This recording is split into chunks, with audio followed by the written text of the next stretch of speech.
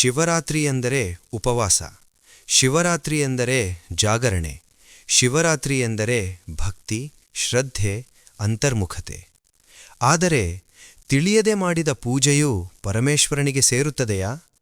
ಅದು ಸಾಧ್ಯವೇ ಎಂದು ಹೇಳುತ್ತಿದೆ ಲಿಂಗಪುರಾಣದಲ್ಲಿರುವ ಒಂದು ಅದ್ಭುತ ಕಥೆ. ಈ ಕಥೆ ಸಂಪೂರ್ಣವಾಗಿ ಕೇಳಿದ ನಂತರ ಈ ವಿಡಿಯೋಗೆ ಲೈಕ್ ಮಾಡಿದರೆ ಈ ಕಥೆ 10 ಜನರಿಗೆ ಶೇರ್ ಆಗುತ್ತದೆ. ಶಿವರಾತ್ರಿ ಎಂದರೆ ಉಪವಾಸ, ಜಾಗರಣೆ. ಇವು ಇತರ ಹಬ್ಬಗಳಿಗಿಂತ ಮಹಾಶಿವರಾತ್ರಿ ದಿನ ವಿಶೇಷ. ರಾತ್ರಿ ವೇಳೆ ಪೂಜೆಗಳನ್ನು ಆಚರಿಸುವುದು ಈ ಶಿವರಾತ್ರಿ ಹಬ್ಬದ ದಿನ ಕಾಣುತ್ತೇವೆ. ಶಿವರಾತ್ರಿ ದಿನ ಶಿವನಿಗೆ ಬಿಲ್ವಪತ್ರ ಅರ್ಚನೆಗಳು, ರುದ್ರಾಭಿಷೇಕಗಳು, ರುದ್ರಾಕ್ಷ ಮಾಲಾಧಾರಣೆ, ವಿಭೂತಿ ಧಾರಣೆಗಳನ್ನು ಮಾಡುತ್ತಾರೆ. ಆದರೆ ಪ್ರತಿದಿನದಂತೆ ಏನೋ ಪೂಜೆ ಅಭಿಷೇಕ ಮಾಡಿ ಶಿವನನ್ನು ಪೂಜಿಸುವುದೇನಾ, ಅಥವಾ ಈ ಹಬ್ಬದಿಂದ ಯಾವುದಾದರೂ ಆಧ್ಯಾತ್ಮಿಕ ಪ್ರಯೋಜನಗಳಿವೆಯಾ ಎಂದು ಆಲೋಚಿಸಿದರೆ ಇವೆ ಎಂಬ ಉತ್ತರವೇ ಸಿಗುತ್ತದೆ. ಅದಕ್ಕಾಗಿ ಉದಾಹರಣೆಯಾಗಿ ಲಿಂಗಪುರಾಣದಲ್ಲಿ ಒಂದು ಸುಂದರ ಕಥೆಯಿದೆ. ಆ ಪರಮಶಿವನು ಹೇಳಿದ ಕಥೆ ಏನೆಂದರೆ, ಶಿವನ ಆಜ್ಞೆಯಿಲ್ಲದೆ ಚೀಮೆಯೂ ಕಡಿಯುವುದಿಲ್ಲ ಎಂಬುದು ನಮಗೆ ತಿಳಿದ ವಿಷಯ. ಪ್ರಕೃತಿಯಲ್ಲಿ ದೈವಾಜ್ಞೆಯಿಲ್ಲದೆ ಏನೂ ನಡೆಯುವುದಿಲ್ಲ ಎಂಬುದನ್ನು ಈ ಮಾತು ತಿಳಿಸುತ್ತದೆ. ವಿಶೇಷವಾಗಿ ಮಹಾಶಿವರಾತ್ರಿ ಪರ್ವದಿನದಲ್ಲಿ ಪರಮೇಶ್ವರನ ಆಜ್ಞೆಯಿಲ್ಲದೆ ಏನೂ ನಡೆಯದು. ಆದ್ದರಿಂದ ಶಿವರಾತ್ರಿ ದಿನ ಪರಮಶಿವನ ಅನುಗ್ರಹಕ್ಕಾಗಿ ಭಕ್ತರು ಉಪವಾಸ, ಜಾಗರಣೆ, ರುದ್ರಾಭಿಷೇಕ, ರುದ್ರಾಕ್ಷ ಮಾಲಾಧಾರಣೆ, ವಿಭೂತಿ ಧಾರಣೆಗಳನ್ನು ಮಾಡುತ್ತಾರೆ. ಆದರೆ ಈ ಪರ್ವದಿನದಲ್ಲಿ ಕೇವಲ ಏನೋ ಪೂಜೆ ಮಾಡಿದ್ದೇವೆ ಎಂದಲ್ಲದೆ ಕಠಿಣ ಭಕ್ತಿ ಶ್ರದ್ಧೆಯಿಂದ ಆಚರಿಸಿದರೆ ಪರಮೇಶ್ವರನ ಅನುಗ್ರಹ ದೊರೆಯುತ್ತದೆ ಎಂದು ನಂಬುತ್ತಾರೆ. ಈ ಪ್ರಶ್ನೆಗೆ ಉತ್ತರ ತಿಳಿಯಬೇಕೆಂದರೆ ಸ್ವತಃ ಪರಮೇಶ್ವರನೇ ಮಹಾಶಿವರಾತ್ರಿ ಪೂಜೆ ವ್ರತದ ಮಹತ್ವವನ್ನು ಒಂದು ಕಥೆಯ ರೂಪದಲ್ಲಿ ಪಾರ್ವತೀದೇವಿಗೆ ಹೇಳಿದನೆಂದು ಪುರಾಣ ಹೇಳುತ್ತದೆ. ಆ ಕಥೆಯೇನು ಎಂಬುದನ್ನು ಈಗ ತಿಳಿದುಕೊಳ್ಳೋಣ. ಬೇಟೆಯೇ ಅವನ ವೃತ್ತಿ, ಆದರೆ ಶಿವ ಶಿವ ಎಂಬ ನಿತ್ಯ ಸ್ಮರಣೆ. ಪೂರ್ವದಲ್ಲಿ ಒಬ್ಬ ಬೇಟೆಗಾರನಿದ್ದ. ಬೇಟೆಯೇ ಅವನ ವೃತ್ತಿ. ಪ್ರತಿದಿನ ಬೆಳಗ್ಗೆ ಬೇಟೆಗೆ ಹೋಗುವುದು, ಸಂಜೆ ವೇಳೆಗೆ ಯಾವುದಾದರೂ ಒಂದು ಪ್ರಾಣಿಯನ್ನು ಕೊಂದು ತಂದು ಕುಟುಂಬವನ್ನು ಪೋಷಿಸುವುದು ಅವನ ದಿನಚರಿ. ಒಂದು ದಿನವೂ ಹೀಗೆಯೇ ಬೆಳಿಗ್ಗೆ ಬೇಟೆಗೆ ಹೋದ. ಆದರೆ ಸಂಜೆಯಾದರೂ ಆ ದಿನ ಒಂದೇ ಒಂದು ಪ್ರಾಣಿಯೂ ಸಿಗಲಿಲ್ಲ. ನಿರಾಸೆಯಿಂದ ಮನೆಮುಖ ಮಾಡಿಕೊಂಡ. ಮನೆಗೆ ಬರುತ್ತಿರುವಾಗ ದಾರಿಯಲ್ಲಿ ಒಂದು ಸರೋವರ ಕಂಡಿತು. ತಕ್ಷಣ ಅವನಿಗೊಂದು ಆಲೋಚನೆ ಬಂತು. ರಾತ್ರಿ ವೇಳೆ ಯಾವುದಾದರೂ ಪ್ರಾಣಿ ನೀರು ಕುಡಿಯಲು ಸರೋವರಕ್ಕೆ ಬರುತ್ತದೆ ಎಂದು ಭಾವಿಸಿ ಸರೋವರದ ಪಕ್ಕದಲ್ಲಿದ್ದ ಒಂದು ಮರದ ಮೇಲೆ ಹತ್ತಿ ಕುಳಿತ. ಸರೋವರವನ್ನು ಗಮನಿಸುವಾಗ ತನ್ನ ದೃಷ್ಟಿಗೆ ಅಡ್ಡಿಯಾಡಿದ್ದ ಕೊಂಬೆ ಇಲೆಗಳನ್ನು ಕತ್ತರಿಸಿ ಕೆಳಗೆ ಬಿಟ್ಟ. ಖಾಲಿಯಾಗಿ ಕುಳಿತುಕೊಳ್ಳದೆ ಶಿವ ಶಿವ ಎಂದು ನಿತ್ಯ ಜಪ ಮಾಡುತ್ತಾ ಕಾಲ ಕಳೆಯುತ್ತಿದ್ದ. ಆದರೆ ಆ ದಿನ ಮಹಾಶಿವರಾತ್ರಿ ಎಂಬುದು ಅವನಿಗೆ ತಿಳಿದಿರಲಿಲ್ಲ. ರಾತ್ರಿ ಸ್ವಲ್ಪ ಸಮಯ ಕಳೆದ ಬಳಿಕ ಒಂದು ಹೆಣ್ಣು ಜಿಂಕೆ ನೀರು ಕುಡಿಯಲು ಸರೋವರದ ಬಳಿ ಬಂತು. ತಕ್ಷಣ ಬೇಟೆಗಾರನು ಬಾಣ ಹೂದಿದ. ಅದನ್ನು ಗಮನಿಸಿದ ಜಿಂಕೆ, ನಾನು ಗರ್ಭಿಣಿಯಾಗಿದ್ದೇನೆ, ನನ್ನನ್ನು ಕೊಲ್ಲಬೇಡಿ ಎಂದು ಬೇಡಿಕೊಂಡಿತು. ಸಾಮಾನ್ಯವಾಗಿ ಅವನ ಮನಸ್ಸು ಕ್ರೂರವಾಗಿರುತ್ತಿತ್ತು. ಆದರೆ ಆ ಜಿಂಕೆಯ ಸ್ಥಿತಿ ನೋಡಿ ಅದನ್ನು ಬಿಡಿಬಿಟ್ಟ. ಸ್ವಲ್ಪ ಸಮಯದ ನಂತರ ಮತ್ತೊಂದು ಹೆಣ್ಣು ಜಿಂಕೆ ಬಂತು.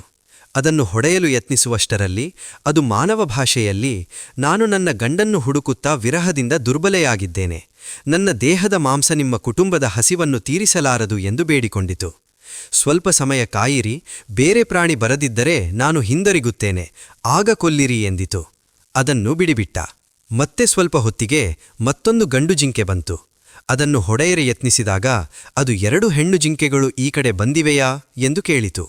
ಬೇಟೆಗಾರನು ಹೌದು ಬಂದಿವೆ ಎಂದು ಹೇಳಿ ಅವು ಮರಳಿ ಬರುತ್ತೇವೆ ಎಂದು ಮಾತು ಕೊಟ್ಟಿರುವುದನ್ನು ತಿಳಿಸಿದ.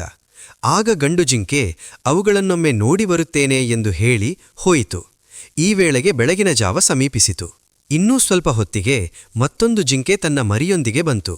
ಅದನ್ನು ಹೊಡೆಯಲು ಯತ್ನಿಸಿದಾಗ ಅದು ನನ್ನ ಮರಿಯನ್ನು ಮನೆಗೆ ಬಿಡಿಸಿ ಬರುತ್ತೇನೆ ಎಂದು ಹೇಳಿ ಹೋಯಿತು. ಕೊನೆಗೆ 4 ಜಿಂಕೆಗಳು ತಮ್ಮ ಮಾತಿನಂತೆ ಸತ್ಯನಿಷ್ಠೆಯಿಂದ ಮರಳಿ ಬಂದು ಮೊದಲು ನನ್ನನ್ನು ಕೊಲ್ಲಿರಿ ಎಂದು ಬೇಡಿಕೊಂಡವು. ಆ ದೃಶ್ಯ ಕ್ರೂರ ಮನಸ್ಸಿನ ಬೇಟೆಗಾರನ ಮನಸ್ಸನ್ನು ಸಂಪೂರ್ಣವಾಗಿ ಬದಲಾಯಿಸಿತು. ಆ ರಾತ್ರಿ ಅವನು ಕುಳಿತಿದ್ದದ್ದು ಬಿಲ್ವಮರ. ತಿಳಿಯಡೆ ಶಿವ ಶಿವ ಎಂದು ಜಪ ಮಾಡುತ್ತಿದ್ದ. ತನ್ನ ದೃಷ್ಟಿಗೆ ಅಡ್ಡಿಯಾಡ ಬಿಲ್ವದ ಎಲೆಗಳನ್ನು ಕೆಳಗೆ ಬಿಸಾಡುತ್ತಿದ್ದ. ಆದರೆ ಆ ಮರದ ಕೆಳಗೆ ಒಂದು ಪುರಾತನ ಶಿವಲಿಂಗವಿತ್ತು. ಅವನು ಕೆಳಗೆ ಬಿಸಾಡಿದ ಬಿಲ್ವದ ಎಲೆಗಳು ಶಿವಲಿಂಗದ ಮೇಲೆ ಬಿದ್ದವು. ಬೇಟೆಗಾಗಿ 4 ಜಾಮುಗಳು ಜಾಗರಣೆ ಮಾಡಿದನು. ತಿಳಿಯದೆ ಜಾಗರಣೆಯ ಫಲ ಸಿಕ್ಕಿತು. ಕ್ರೂರನಾದರೂ ಅವನು ಮಾಡಿದ ಈ ಪುಣ್ಯಕರ್ಮಗಳಿಂದ ಅವನ ಮನಸ್ಸು ನಿರ್ಮಲವಾಯಿತು. ಜಿಂಕೆಗಳ ಸತ್ಯನಿಷ್ಠೆ ಅವನ ಮನಸ್ಸನ್ನು ಸಂಪೂರ್ಣವಾಗಿ ಬದಲಾಯಿಸಿತು. ಆ ದಿನ ಮಹಾಶಿವರಾತ್ರಿ ಎಂಬುದು ತಿಳಿಯದೇ ಮಾಡಿದ ಪುಣ್ಯದಿಂದ ಅವನಲ್ಲಿ ಸತ್ಪ್ರವೃತ್ತಿ ಮೂಡಿತು. ನಂತರ ಹಿಂಸೆಯನ್ನು ತ್ಯಜಿಸಿದ. ಆ ಜಿಂಕೆಗಳು ಪರಮೇಶ್ವರನ ಅನುಗ್ರಹದಿಂದ ಆಕಾಶದಲ್ಲಿ ಮೃಗಶಿರಾ ನಕ್ಷತ್ರಗಳಾದವು. ಬೇಟೆಗಾರನು ಮೃಗಶಿರಾ ನಕ್ಷತ್ರದ ಹಿಂದೆ ಪ್ರಕಾಶಿಸಿ ಲುಬ್ಧಕಾ ನಕ್ಷತ್ರ ಎಂಬ ಹೆಸರಿನಿಂದ ಪ್ರಸಿದ್ಧನಾದನು. ಇದರಿಂದ ನಾವು ತಿಳಿಯಬೇಕಾದದ್ದೇನೆಂದರೆ, ಹಿಂಸೆ ಮಾಡಬೇಕೆಂಬ ಆಲೋಚನೆ ಬಂದಾಗ ಒಂದು ಕ್ಷಣ ನಿಂದು ಆಲೋಚಿಸಿದರೆ ಮನಸ್ಸು ಬದಲಾಗುತ್ತದೆ. ಬೇಟೆಗಾರನ ವಿಷಯದಲ್ಲಿಯೂ ಅದೇ ನಡೆಯಿತು. ಜಿಂಕೆಗಳನ್ನು ಕೊಲ್ಲಲು ಯೋಚಿಸಿದ ಸಮಯದ ವಿಳಂಬ ಅವನನ್ನು ಅಹಿಂಸಾಮೂರ್ತಿ, ಧರ್ಮಾಚರಣ ಮೂರ್ತಿಯನ್ನಾಗಿ ಮಾಡಿತು. ಸತ್ಯ, ಅಹಿಂಸೆಯ ಮಾರ್ಗ ಅನುಸರಿಸಿದವರು ಶಾಶ್ವತ ಕೀರ್ತಿಯನ್ನು ಪಡೆಯುತ್ತಾರೆ ಎಂಬ ಸಂದೇಶ ಈ ಶಿವರಾತ್ರಿ ಕಥೆಯಲ್ಲಿ ಸಿಗುತ್ತದೆ. ಹಿಂಸೆ ಮಾಡಬೇಕೆಂಬ ಆಲೋಚನೆ ಬಂದಾಗ ಒಂದು ಕ್ಷಣ ನಿಂದು ಆಲೋಚಿಸಿ, ಅದೇ ನಿಮ್ಮ ಜೀವನವನ್ನು ಬದಲಾಯಿಸುತ್ತದೆ. ಮಹಾಶಿವರಾತ್ರಿ ನಮಗೆ ಹೇಳುವ ಸಂದೇಶ ಇದೇ: ಸತ್ಯ, ಅಹಿಂಸೆ, ಜಾಗರಣೆ, ಭಕ್ತಿ. ತಿಳಿಯದೇ ಮಾಡಿದ ಪುಣ್ಯವು ಪರಮೇಶ್ವರನ ಕೃಪೆಯಿಂದ ಮಹಾಫಲ ನೀಡುತ್ತದೆ. ಓಂ ನಮಃ ಶಿವಾಯ. ಶಿವನಿಗೆ ಬಿಲ್ವದಳಗಳು ಯಾಕೆ ಇಷ್ಟ? ಯಾವ ದೇವರಿಗೆ ಇದಿಷ್ಟು ಅದು ಅನಿಷ್ಟು ಎಂದು ಇರುವುದಿಲ್ಲ. ಬಿಲ್ವ ಅಥವಾ ಮಾರೇಡು 3 ಕಣ್ಣುಗಳ ಆಕಾರದಲ್ಲಿರುವ ಎಲೆಗಳಿರುವುದರಿಂದ ಶಂಕರನನ್ನು ಹೋಲುತ್ತದೆ. ಕಿತ್ತುಕೊಂಡ ಬಳಿಕ 8 ದಿನಗಳವರೆಗೆ ಬಳಸುವುದರಲ್ಲಿ ತಪ್ಪಿಲ್ಲ. ಆ 8 ಎಂಬ ಸಂಖ್ಯೆ ಶಂಕರನ ಅಷ್ಟಮೂರ್ತಿ ವಿಧಾನವನ್ನು ನೆನಪಿಸುತ್ತದೆ. ಆದ್ದರಿಂದಲೇ ಬಿಲ್ವ ಭಸ್ಮ, ಅಂದರೆ ಆಯುರ್ವೇದದಲ್ಲಿನ ಔಷಧಿ, ದೇಹಕ್ಕೆ ಜೀರ್ಣದೋಷವನ್ನು, ನಿದ್ರಾಮಾಂದ್ಯವನ್ನು ನಿವಾರಿಸುತ್ತದೆ ಎಂಬ ಕಾರಣದಿಂದ ಬಿಲ್ವವು ಶಂಕರನಿಗೆ ಪ್ರಿಯವೆಂದು ಹಿರಿಯರು ಹೇಳಿದ್ದಾರೆ. ಶಿವಾಭಿಷೇಕ, ಅವುಗಳ ಫಲಿತಾಂಶಗಳು ಏನು? ತುಳಸಿ ತೀರ್ಥ, ಮನಃಶಾಂತಿ; ಹಾಲು, ದೀರ್ಘಾಯುಷ್ಯ; ಮೊಸರು, ವಂಶಾಭಿವೃದ್ಧಿ; ಸಕ್ಕರೆ, ಶತ್ರುಜಯ; ಜೇನು, ವಿದ್ಯೆ, ಸಂಗೀತ ವೃದ್ಧಿ; ತುಪ್ಪ, ಸ್ವರ್ಣಾರ್ಹತೆ; ಪನ್ನೀರು, ಸಕಲ ಐಶ್ವರ್ಯ ಪ್ರಾಪ್ತಿ; ಚಂದನ, ಧನಾಭಿವೃದ್ಧಿ; ವಿಭೂತಿ, ಸರ್ವರೋಗ ನಿವಾರಿಣಿ; ನಿಂಬೆ ರಸ, ಮರಣಭಯಹರಣ; ಪಂಚಾಮೃತಗಳು, ದೇಹದಾರಢ್ಯ; ಹೂವುಗಳು, ಸುಖ; ಬಾಳೆಹಣ್ಣು, ಕೃಷಿ ಅಭಿವೃದ್ಧಿ; ಅನ್ನ, ಮದುವೆ, ಸೌಭಾಗ್ಯ; ಪಂಚಲೋಹ ಜಲ, ಮಂತ್ರಸಿದ್ಧಿ; ಕಸ್ತೂರಿ, ಕಾರ್ಯಸಾಫಲ್ಯ; ದಾಳಿಂಬೆ ರಸ, ಶತ್ರುವಶೀಕರಣ; ಸುಗಂಧ ದ್ರವ್ಯಗಳು, ಆಯುರ್ಧಾಯ.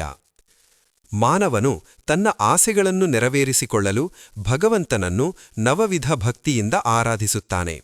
ಆ ಭಗವಂತನನ್ನು ಅಭಿಷೇಕದ ಮೂಲಕ, ನೃತ್ಯದ ಮೂಲಕ, ಸ್ಮರಣದ ಮೂಲಕ ಪೂಜಿಸಿ ಪ್ರಸನ್ನಗೊಳಿಸಬಹುದು. ಮಹಾರುದ್ರನಿಗೆ ಯಾವ ಅಭಿಷೇಕಗಳು ಇಷ್ಟ? ಯಾವ ಫಲ ನೀಡುತ್ತಾನೆ? ಆವಿನ ಹಾಲಿನಿಂದ ಅಭಿಷೇಕ ಮಾಡಿದರೆ ಸೌಖ್ಯ; ಆವಿನ ಮೊಸರಿನಿಂದ ಆರೋಗ್ಯ; ಆವಿನ ತುಪ್ಪದಿಂದ ಐಶ್ವರ್ಯ ನೀಡುತ್ತಾನೆ; ಜೇನಿನಿಂದ ತೇಜೋವೃದ್ಧಿ ನೀಡುತ್ತಾನೆ; ಗಂಧೋದಕದಿಂದ ಪುತ್ರಪ್ರಾಪ್ತಿ; ಪುಷ್ಪೋದಕದಿಂದ ಭೂಮಿ ಲಾಭ ನೀಡುತ್ತಾನೆ. ಹಾಗೆ ಸುವರ್ಣ ಹೂವುಗಳಿಂದ ದರಿದ್ರನಾಶ; ಎಳ್ಳೆಣ್ಣೆಯಿಂದ ಮೃತ್ಯುಭಯ ನಿವಾರಣೆ ಮಾಡುತ್ತಾನೆ; ದ್ರಾಕ್ಷಾರಸ ಅಭಿಷೇಕದಿಂದ ಕಾರ್ಯಸಿದ್ಧಿ; ಅರಿಶಿಣ ನೀರಿನಿಂದ ಮಂಗಳಪ್ರದ ಶುಭಗಳನ್ನು ಅನುಗ್ರಹಿಸುತ್ತಾನೆ. ಓಂ ನಮಃ ಶಿವಾಯ.